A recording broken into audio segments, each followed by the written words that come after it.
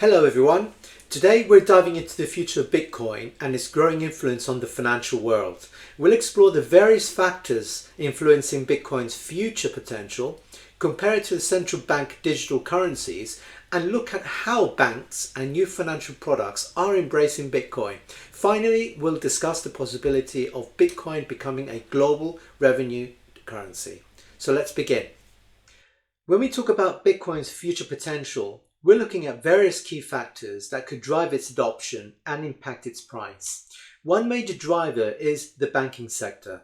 We're already seeing some banks starting to offer Bitcoin custody, trading, and even credit products. This brings more legitimacy to Bitcoin as a mainstream financial asset. Exchange-traded products, ETPs, and the introduction of options trading tied to Bitcoin are also key developments that allow institutional investors to enter the space, bringing more liquidity and stability. Governments are starting to look at frameworks for digital assets innovation, which could further promote the integration of Bitcoin into traditional financial systems. Now, this could open up entirely new ways to interact with digital currencies.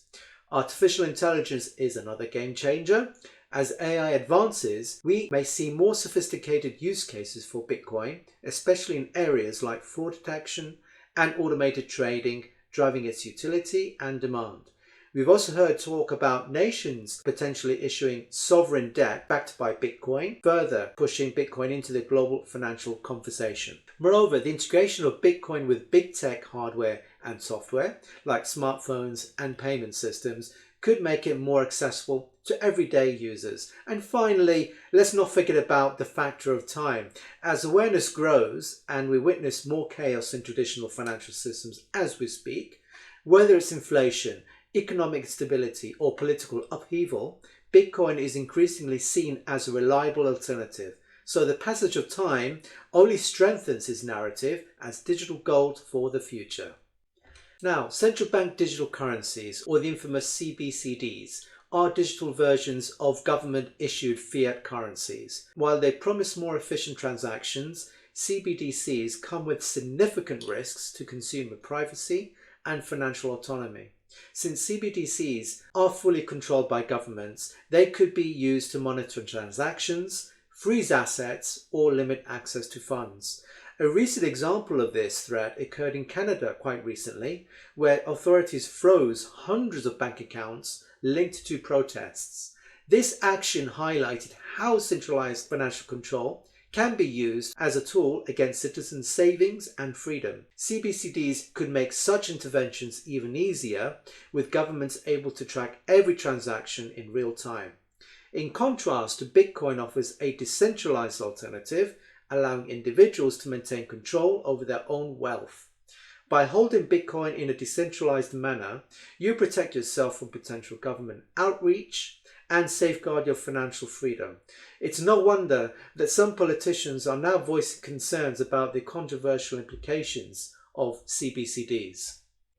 A major shift is happening in the traditional banking industry as financial institutions begin to embrace Bitcoin.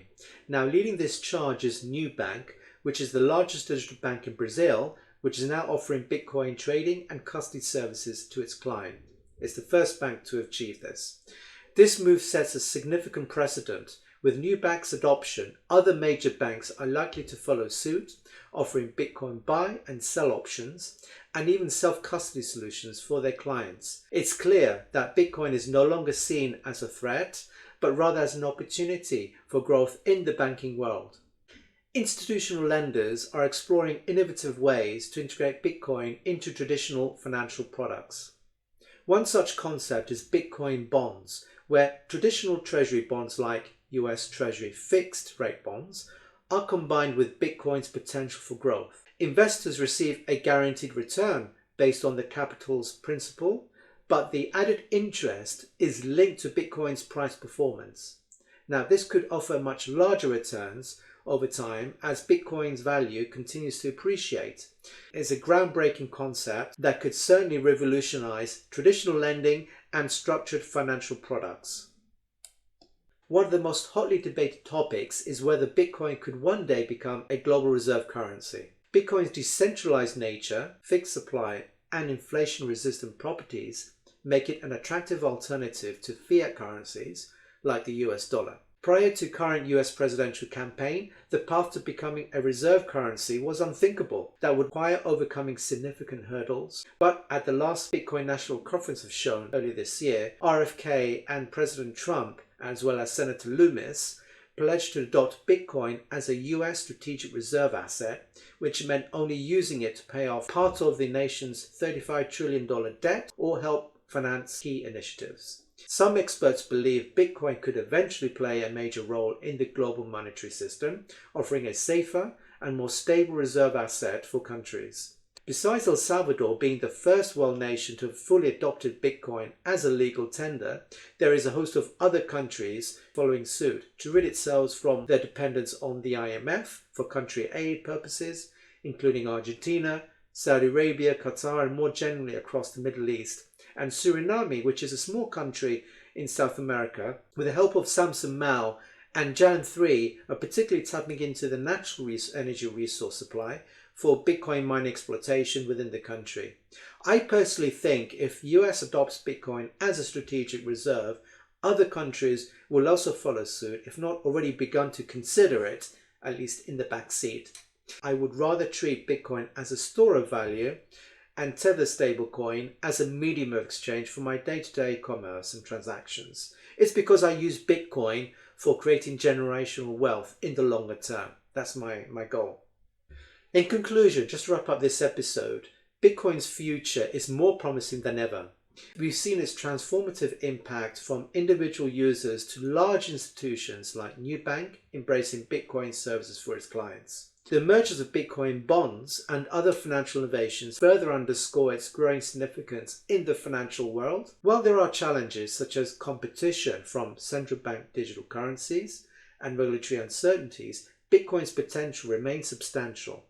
As we've discussed, CBDCs pose serious risks to consumer privacy and autonomy, exemplified by recent cases like the freezing of bank accounts in Canada. Such incidents highlight the importance of decentralized alternatives like Bitcoin, which offer greater financial freedom and protection from government overreach. The journey of Bitcoin is just beginning, and its role in the global economy could become even more pivotal. The future of Bitcoin is indeed exciting, and it will be fascinating to watch how it continues to evolve and shape the world of finance. Now, I hope you've found this video interesting. And if you have, please hit the like button. And if you haven't done so already, please subscribe to my channel, as I regularly post some rather interesting videos of interest to you investors out there. So until next time,